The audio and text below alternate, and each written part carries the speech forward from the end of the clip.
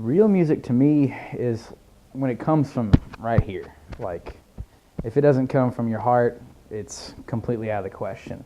And that's kind of like a real big question for me because I think a lot of people forget about that. You know, I know a lot of people get in the music business because they think they can, number one, they think they can make money, which you can if you're super successful. Number two, it's for like women or the free booze that comes along with it.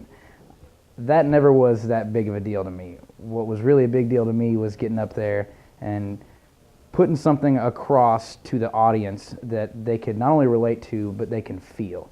And that started a lot with me when I was listening to Motown music, when I was listening to music from the 60s and the 70s. You know, before there was even a chance to have all this great equipment to record, these people were putting out music that you could feel.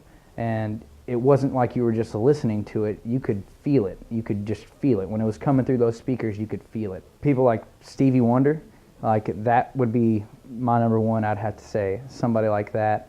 You know, the Temptations, there was a lot of things that they were kind of like really like one of the first real boy band type kind of things, but it wasn't what you've seen, later on in the decades. But you know, even people like, of course, people like Stevie Ray Vaughan and guys like that. Like, I mean, you could just see the music and their passion ooze out of them, and it wasn't like you couldn't second guess it. It didn't matter. You could just see it ooze out of them, and that's what always was something for me. It was when you can watch somebody play, like Stevie Wonder, get up there. He hasn't been able to see, and how he does it and how he can make it so fantastic is just, it blows my mind. And like I said, you can see it ooze out of them. It's hard to really put in words until you can just visually, watch it happen.